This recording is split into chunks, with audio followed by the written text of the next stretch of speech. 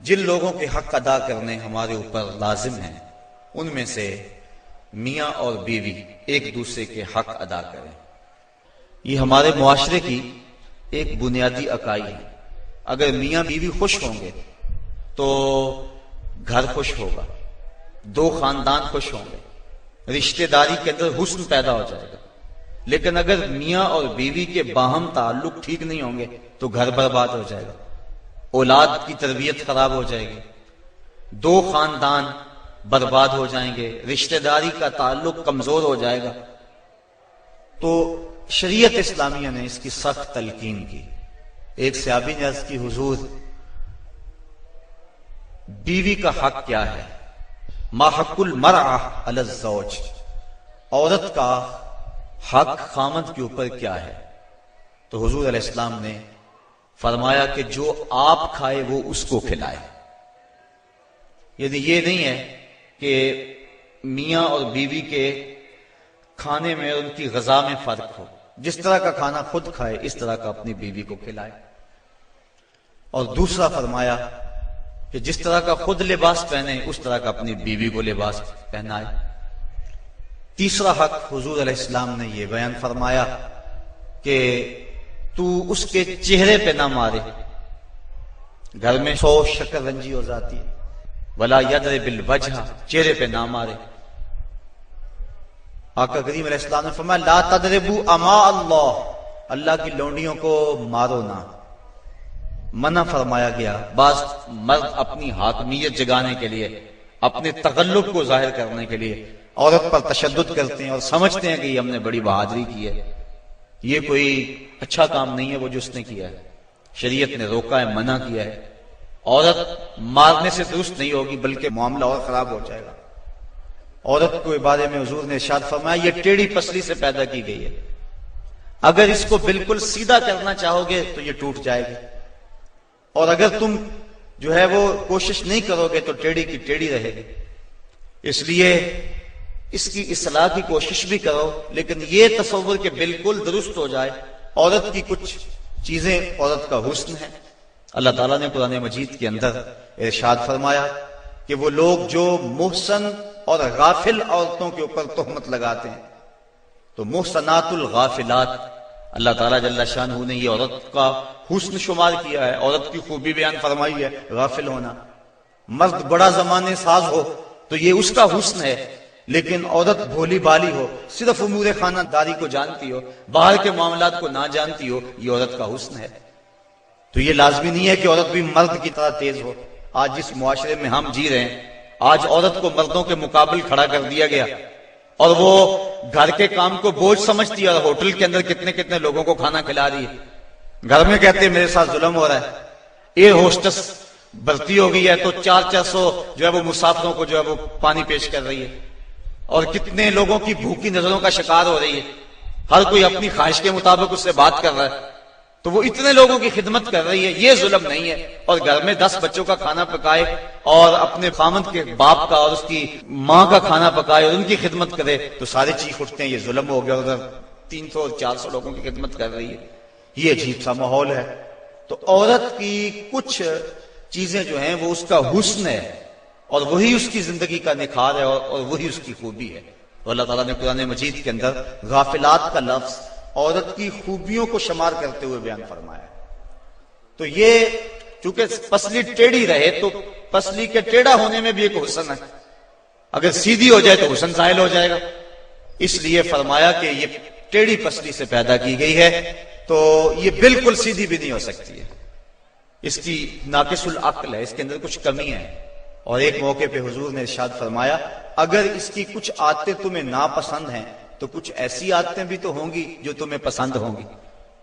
یعنی ساری عادتیں دیکھو نا، مجموعی طور پہ دیکھنا ہے، وہ تمہاری کتنی خدمت کرتی ہے، ماں باپ کو چھوڑ کے آئی ہے، بہن بھائیوں کو چھوڑ کے آئی ہے، تم سے پہلے اٹھتی ہے، تمہارے بعد سوتی ہے۔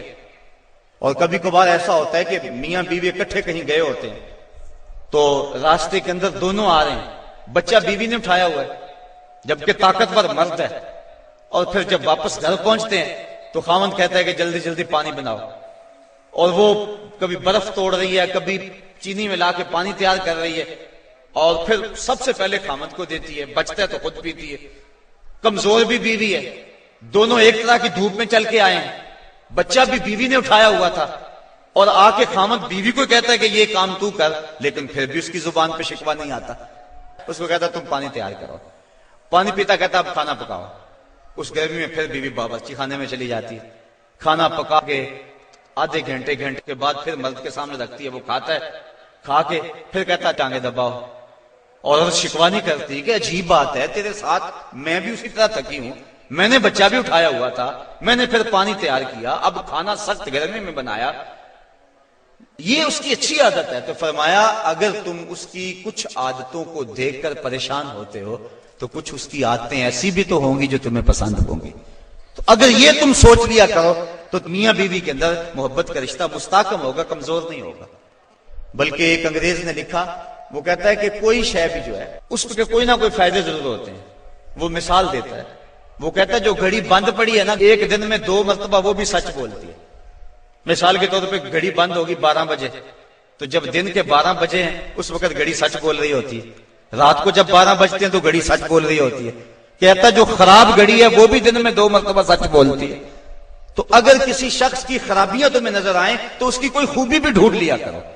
مکھی کی طرح نہیں کہ سارے بدن کو چھوڑ کر جہاں زخم ہو وہاں ہی بیٹھنا ہوتا ہے، جہاں خوشبو ہو وہاں بھی تو جاؤ.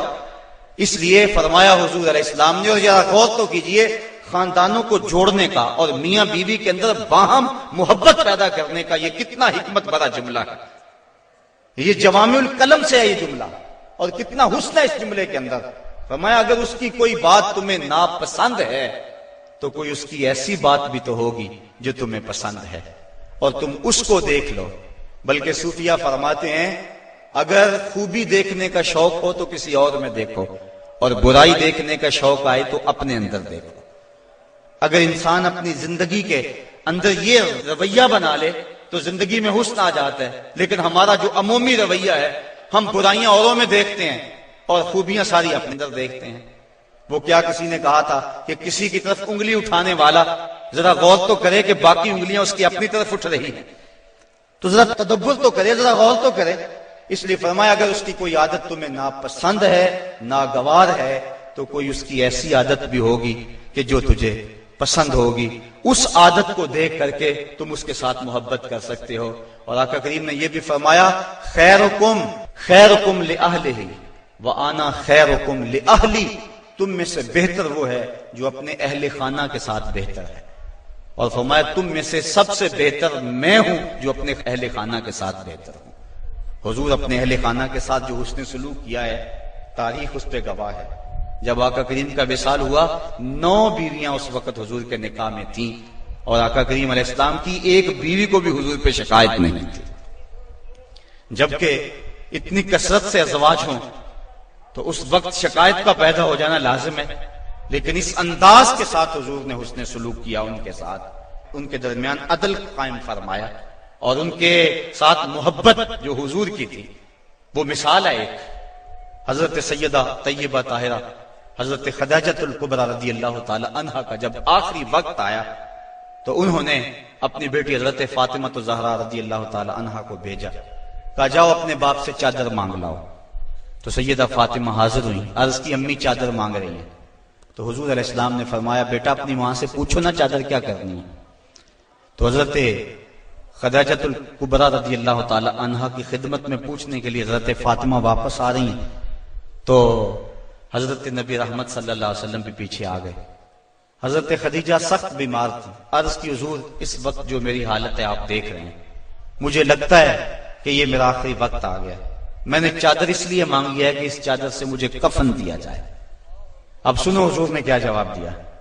آقا کریم کی آنکھوں میں آنسو آ گئے اور فرمایا خدیجہ تو نے تو چادر مانگی ہے، لو اردت جلدی لا آتیتک، اگر تو میری جلد بھی مانگتی میں وہ بھی اتار کے دے دیتا. یہ ہے محبت بیوی کے ساتھ، یہ ہے پیار کا رشتہ. حضرت ام المومنین سیدہ عائشہ صدیقہ رضی اللہ تعالی عنہا فرماتی ہیں حضور کثرت سے حضرت خدیجہ کا تذکرہ کرتے تھے. ایک دن مجھ سے نہ رہا گیا، میں نے کہا حضور آپ اس بوڑھی عورت کا تذکرہ نہیں چھوڑتے.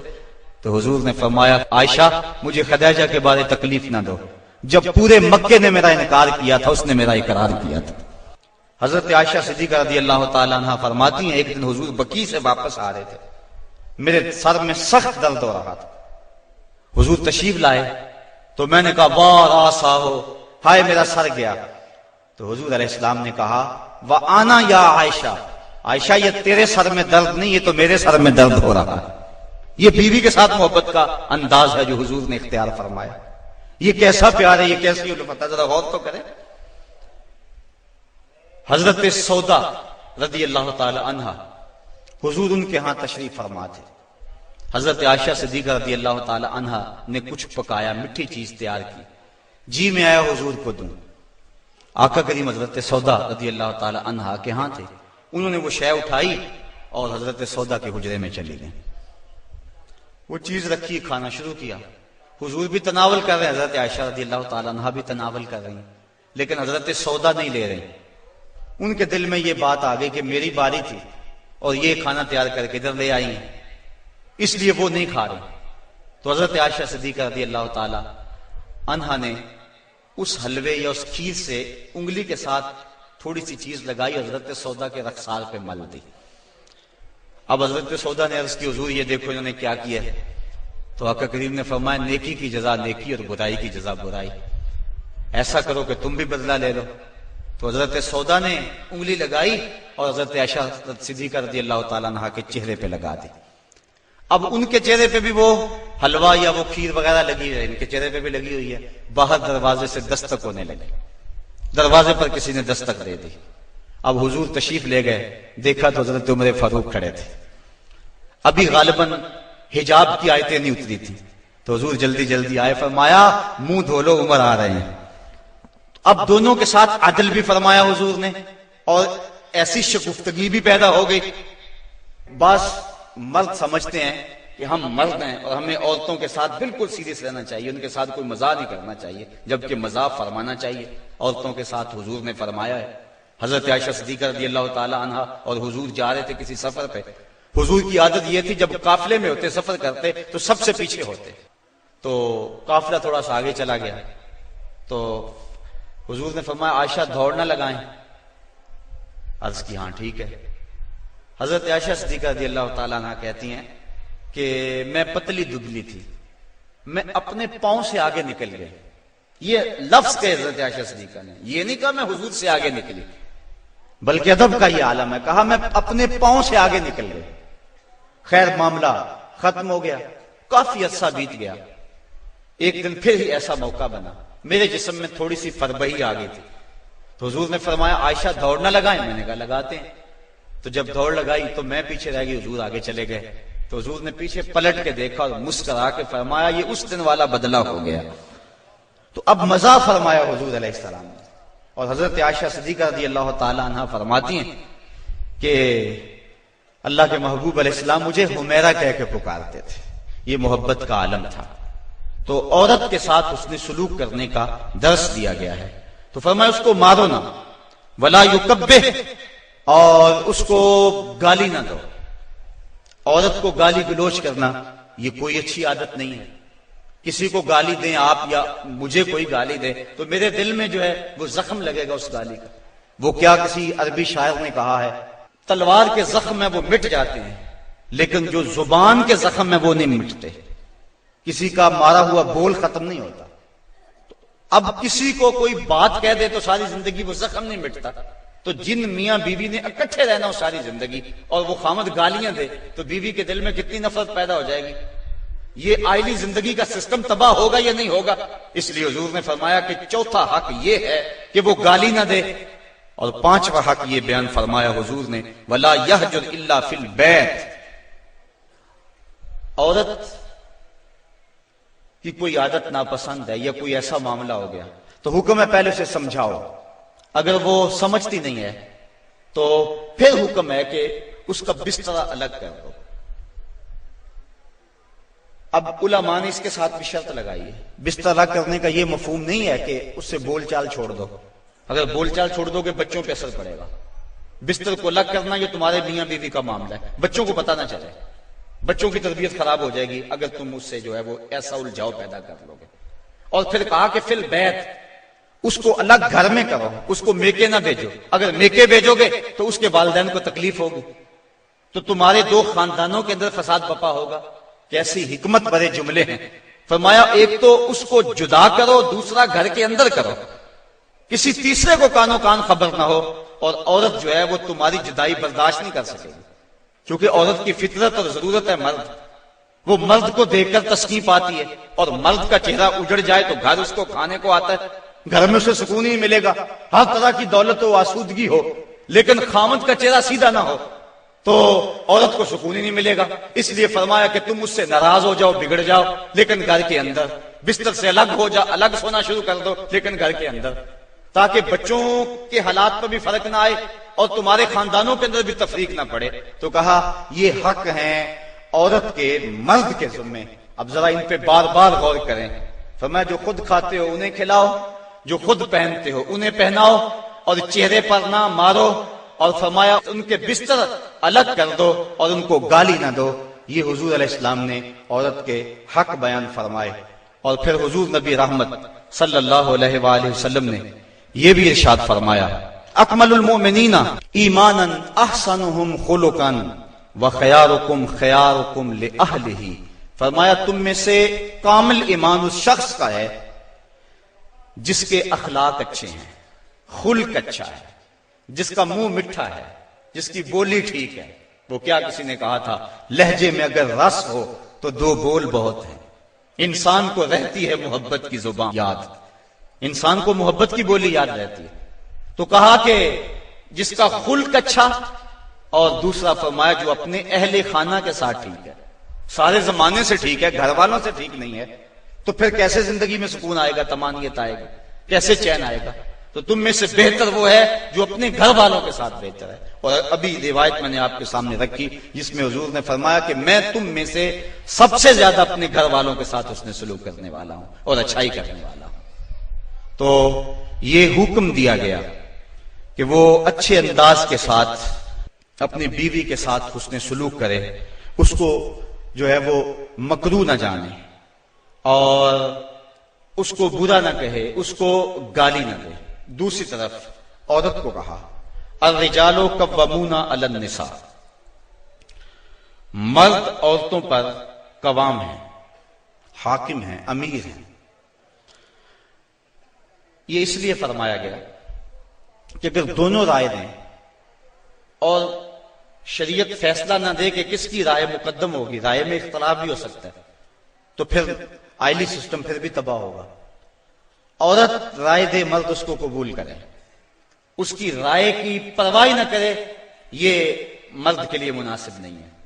اس طرح عورت گھر کے اندر عضو معطل بن جائے گی، وہ سمجھے گی کہ میری تو اس گھر میں اہمیت ہی کوئی نہیں، میں جو بات کرتی ہوں مجھے کوئی پوچھتا ہی نہیں ہے۔ عورت بندہ اپنی مرضی بھی کرنی ہے، عورت کی رائے لے لے۔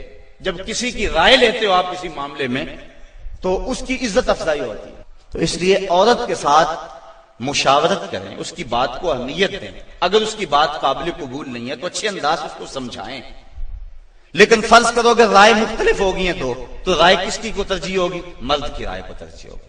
جس طرح کہ میں نے حقوق والدین کو عنوان سے عرض کیا تھا کہ ماں کچھ اور کہتی ہے، باپ کچھ اور کہتا ہے، اب کس کی بات مانیں گے، ماں کی یا باپ کی؟ ماں کا درجہ بہت سارا ہے، لیکن ماں کہتی ہے یہ کرو، باپ کہتا ہے یہ کرو۔ تو علماء نے جزیہ بیان فرمایا کہ خدمت میں ماں مقدم ہے، تعمیل حکم میں باپ مقدم ہے۔ پہلے تو ماں باپ کو چاہیے اولاد کو کسی مشقت میں نہ ڈالیں، کسی مصیبت میں نہ ڈالیں، لیکن اگر ایسا کبھی ہو جائے تو خدمت میں ماں کو ترجیح دیں۔ جب باہر سے آئیں تو پہلے ماں کی ٹانگیں دبائیں، اس کے پاؤں دبائیں، پھر اس کے بعد باپ کے۔ خدمت میں ماں کو ترجیح دیں، لیکن جب حکم کی تعمیل کی بات آئے پھر باپ کو ترجیح دیں، چونکہ قوام باپ ہے، گھر کا حاکم اور امیر باپ ہے۔ اگر باپ کی بات نہیں مانی جائے گی تو پھر گھر میں فساد برپا ہو جائے گا۔ اسی طرح زوجین میں سے خامد کی بات کو ترجیح اگر دی جائے گی تو یہی معاشرے کا بھی حسن ہے اور خاندان کے اندر بھی اسی میں عزت ہے۔ اگر خامد کچھ اور کہتا ہے، بیوی کچھ اور کہتی ہے، بات بیوی کی مان لی جائے تو گھر میں تو مصیبت بن گئی۔ خامد کو کوسنے دیں گی اس کی بہنیں بھی، اس کے بھائی بھی، اس کی ماں بھی کہے گی، باپ بھی کہے گی، بیوی کے پیچھے لگ گیا۔ لیکن اگر بیوی خامد کے پیچھے لگ جائے تو یہ بیوی کے لیے حسن ہے، مرد کا بیوی کی اطاعت کرنا یہ مرد کے لیے حسن نہیں ہے، لیکن بیوی کا مرد کے پیچھے لگ جانا اور اس کی بات کو مان لینا یہ جو ہے وہ حسن ہے بیوی کے لیے، اور یہ اس کی اطاعت کے زمرے میں آتا ہے۔ تو مرد حاکم بنایا گیا ہے، لیکن حاکم کا یہ مطلب بھی مرد نہ سمجھے کہ وہ جب چاہے عورت کو مارنا شروع کر دے، اس کو غلام سمجھے اور اس کی اہمیت نہ سمجھے، بلکہ عورت کو برابر مشاورت میں شریک رکھے۔ جس طرح مرد عورت پہ ناراض ہو جاتا ہے، عورت کو بھی حق ہے کہ وہ مرد پہ ناراض ہو جائے کسی معاملے میں، اور جس طرح عورت مرد کو مناتی ہے، مرد بھی اپنی بیوی کو منا سکتا ہے، راضی کر سکتا ہے، اس میں کوئی حرج نہیں ہے، چونکہ گھر میں شکنجی ہو سکتی ہے۔ بخاری شریف میں روایت موجود ہے، حضور نبی رحمت صلی اللہ علیہ وسلم نے ارشاد فرمایا، عائشہ جب تم ناراض ہوتے ہو مجھے پتہ چل جاتا ہے۔ عرض کی حضور کیسے؟ فرمایا جب تم راضی ہوتی ہو اس وقت کوئی بات ہو تو قسم اٹھاتی تو کہتی ہو وَرَبِّ محمد، مجھے محمد کے رب کی قسم، اور جب تم ناراض ہوتی ہو اور کوئی بات ہو تو قسم اٹھاتی ہو تو کہتی ہو وَرَبِّ ابراہیم، مجھے ابراہیم کے رب کی قسم ہے۔ تو مجھے پتا چل جاتا ہے کہ اب تم ناراض ہو اور اب تم راضی ہو۔ تو جب حضرت عائشہ صدیقہ رضی اللہ تعالیٰ عنہا نے یہ بات سنی تو کہا ما احجرو الا اسمک، حضور میں صرف آپ کا نام ہی چھوڑتی ہوں، دل میں تو آپ ہی ہوتے ہیں، دل میں تو آپ ہی کے ڈیرے ہیں اور آپ ہی کے بسیرے ہیں۔ تو یہ اسلام نے ہمیں کیسا روشن راستہ دیا، اور حضور کی سیرت اور حضور کا عمل ہمارے سامنے ہے۔ تو میاں بیوی کے اندر وہم شکر رنجی ہو سکتی ہے، تو اس کے اندر جو ہے ایک فریق ناراض ہو گیا تو دوسرا راضی کر لے، دوسرا ناراض ہو گیا تو پہلا راضی کر لے۔ کس قدر گھر میں حسن آ جائے گا، جب گھر حسین ہوگا تو سارا معاشرہ حسین ہو جائے گا۔ لیکن اگر یہ جو بنیادی اکائی ہے اس میں حسن نہ ہوا تو باقی حسن کیسے ہو سکتا ہے؟ تو حاکم ہے مرد، اور جس طرح عورت کے کچھ حقوق ہیں مرد کے بھی کچھ حقوق ہیں۔ حضور علیہ السلام نے ارشاد فرمایا لا یحل للمرأة ان تصوم وزوجها شاہد الا باذنہ ولا تاذن فی بیتہ الا باذنہ، فرمایا عورت کو یہ حق نہیں پہنچتا کہ وہ روزے رکھے جبکہ خامد گھر میں ہو۔ نفلی روزہ رکھنا اگر عورت کو ہو تو وہ خامد سے پوچھ کے رکھے گی، خامد کی اجازت اور اذن کے بغیر عورت روزہ بھی نہیں رکھ سکتی، چونکہ خامد کی رضا کا حاصل کرنا عورت کے لیے بہتر نفلی عبادت ہے۔ اس لیے اگر خامد راضی نہیں ہے تو روزہ نہ رکھے، راضی ہے تو رکھ لے۔ اور فرمایا حضور علیہ السلام نے دوسری بات یہ ہے کہ وہ اس کے گھر میں جس کو وہ ناپسند کرتا ہے اس کو آنے نہ دے، اذن نہ دے۔ اور ایک حدیث کے اندر یہ لفظ ہیں کہ حضور علیہ السلام نے ارشاد فرمایا کہ وہ خامند کے بستر کو روندنے نہ دے، یعنی خامند جس بستر پہ بیٹھتا ہے، سوتا ہے، آرام کرتا ہے، اس بستر پہ کسی کو نہ چڑھنے دے۔ اور اس پر حضرت ام حبیبہ رضی اللہ تعالی عنہا کا عمل ہمارے سامنے ہے۔ یہ ابو سفیان کی بیٹی ہیں، اور حضور پر حضرت ام حبیبہ ایمان لے آتی ہیں، ان کا شوہر بھی ایمان لے آتا ہے۔ جب ہجرت حبشہ ہوئی تو یہ دونوں میاں بیوی حبشہ کی طرف ہجرت کر گئے۔ کچھ عرصہ وہاں گزرا، ایک دن حضرت ام حبیبہ سوئیں تو خواب دیکھا ہے کہ میرے خامد کا چہرہ بدل گیا، تو سخت پریشان ہوئی۔ صبح اٹھی تو پتہ چلا کہ خامد عیسائی ہو گیا، کسی عیسائی کے پاس بیٹھنا اٹھنا تھا تو اس نے اپنا دین بدل لیا۔ تو حضرت ام حبیبہ رضی اللہ تعالیٰ عنہ الگ ہو گئی۔ کچھ عرصے کے بعد خامد بھی فوت ہو گیا۔ اب وہاں پردیس میں سارے جہان کو چھوڑ کر وہاں گھر بس آیا تھا تو وہاں وہ تنہا ہو گئی، تو سخت پریشان تھی۔ آقا کریم علیہ السلام نے حبشہ کے حکمران نجاشی کے ذریعے حضرت ام حبیبہ رضی اللہ تعالی عنہا کو پیغام نکاح بھیجا۔ نجاشی نے ایک لونڈی بھیجی کہ جا کے ام حبیبہ کو کہو کہ اللہ کے نبی تم سے نکاح کرنا چاہتے ہیں۔ اب حضرت ام حبیبہ کی زبانی اگلی کہانی سنیے۔ کہتی ہے میں گھر میں بیٹھی ہوئی تھی کہ باہر دروازے پہ دستک ہوئی، میں نے دروازہ کھولا تو ایک خاتون کھڑی تھی، میں نے اس کو بٹھایا تو وہ کہنے لگی میں نجاشی کی سمت سے آئی ہوں، اللہ کے محبوب صلی اللہ علیہ وسلم نے تجھے نکاح کا پیغام بھیجا ہے۔ کہتی ہیں ایک لمحے کے لیے تو میں حیران ہوئی اور پھر میری خوشی کی انتہا نہ رہی، اور گھر کے اندر جو کچھ موجود تھا اس وقت میرے پاس، میں نے سب کچھ بطور انعام اس لونڈی کو دے دیا۔ میں نے کہا میرے مقدر کے حضور کے نکاح میں آؤں؟ پھر اللہ کے محبوب علیہ السلام نے ان سے نکاح کر لیا، وہ مدینہ تشریف لے آئیں۔ ابو سفیان ان کو ملنے کے لیے مدینہ پہنچے، حضور علیہ السلام کی چارپائی بچھی ہوئی تھی، تو یہ جا کے بیٹھنے لگے تو انہوں نے بستر لپیٹ لیا۔ تو ابو سفیان کہنے لگا، رملہ تمہیں کیا ہو گیا؟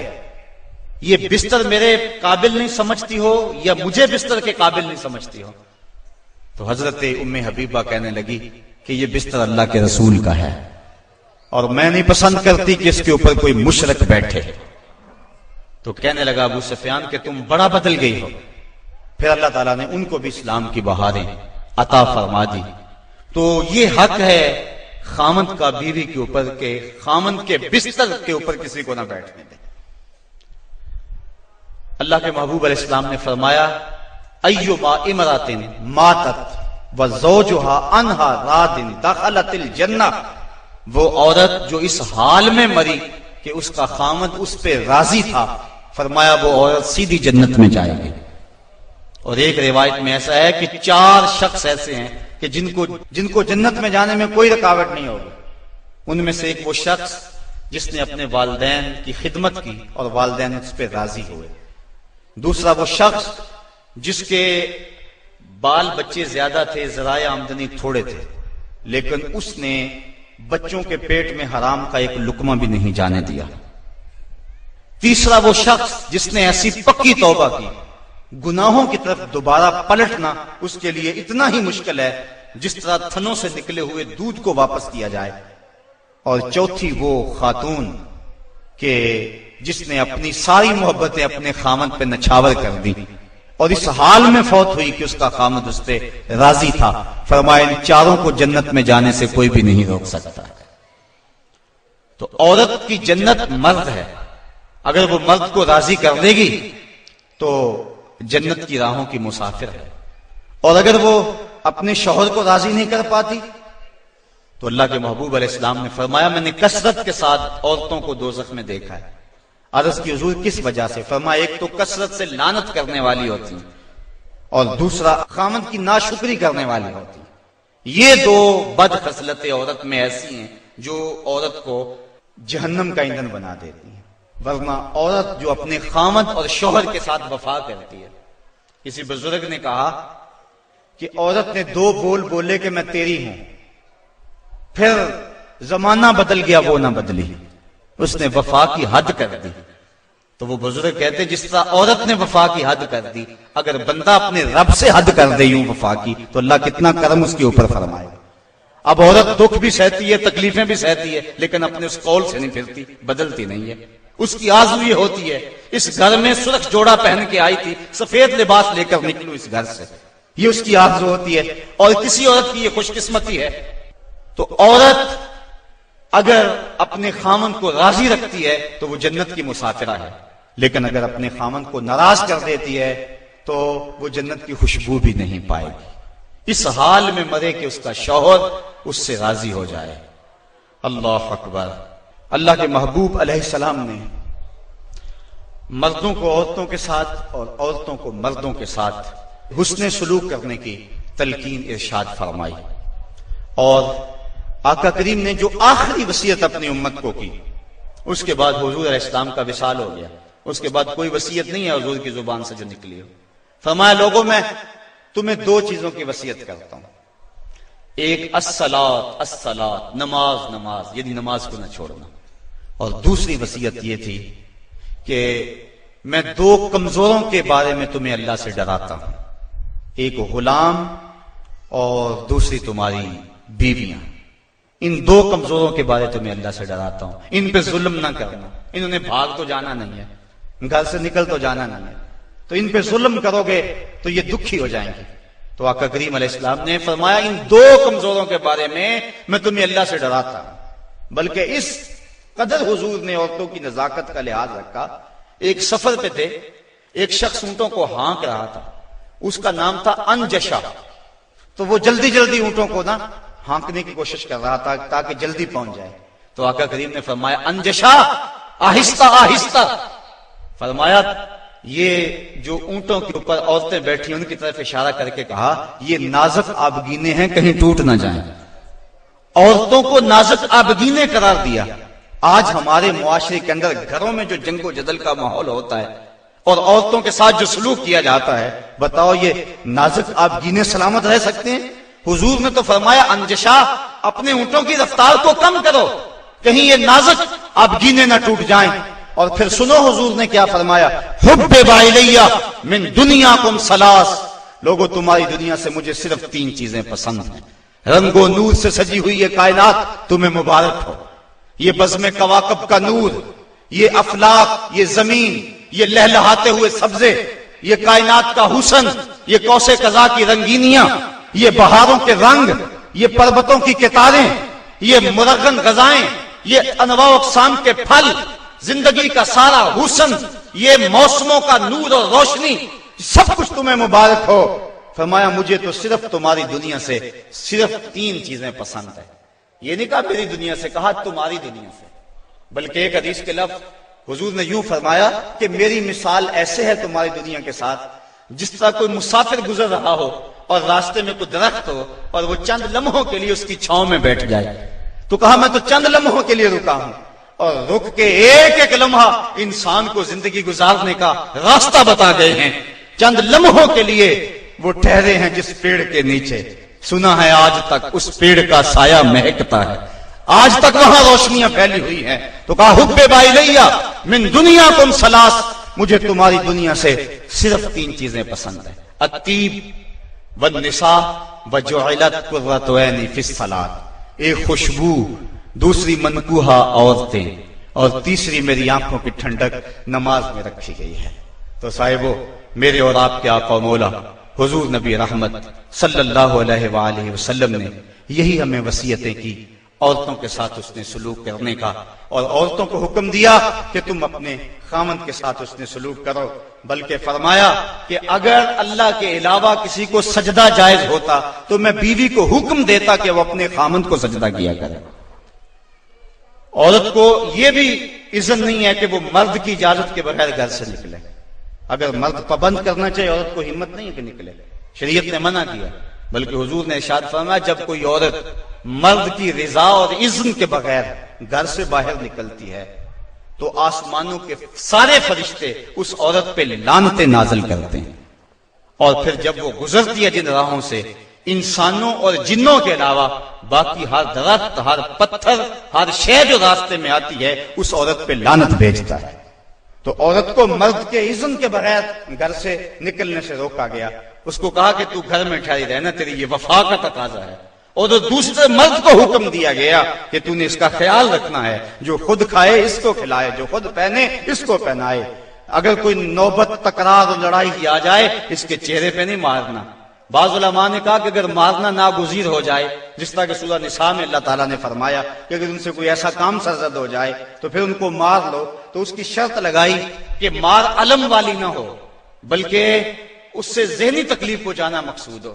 اور بعض نے کہا کہ مسواک کی مقدار کے اندر روئی لے کر اس روئی کا ایک ڈنڈا بنایا جائے اور روئی اس عورت کو ماری جائے۔ اب بتاؤ، روئی کے ڈنڈے مارنے سے عورت کو کوئی تکلیف ہوگی؟ یا سرہانہ پکڑ کے اس کو مارو گے تو کوئی تکلیف ہوگی؟ تو مقصد عورت کے اوپر مرد نے اپنے غصے کو نکالنا ہے، ورنہ یہ ایک ایسا نازک آبگینہ ہے کہ اگر تم ڈنڈوں سے مارنے لگو گے، ٹھڈوں سے مارو گے اور زبان سے گالیاں دے گے تو یہ مقدس رشتہ اور یہ نازک آبگینہ ٹوٹ جائے گا اور گھر کا ماحول خراب ہو جائے گا۔ وہی میاں بیوی کامیاب زندگی گزارتے ہیں اور انہی کی اولادیں درست ہوتی ہیں جو ان چیزوں کا لحاظ اور خیال رکھ کے محمد عربی کی سنت سیرت پہ عمل کرتے ہیں، اور جنہوں نے اپنے گھر کو جنگ کے نقشے میں بدلا ہوا ہوتا ہے۔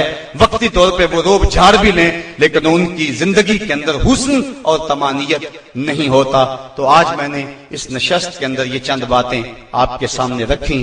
اللہ تعالیٰ جل شانہ کی بارگاہ میں دعا ہے کہ مجھے اور آپ کو رسول کریم کے بتائے ہوئے راستوں پر چلنے کی توفیق عطا فرمائے، اور حضور نے جس طرح اپنی ازواج کے ساتھ حسن سلوک کیا ہے اس طرح ہمیں حضور کے نقوش پاک کی برکتیں عطا فرمائے اور زندگی کا حسن ہمیں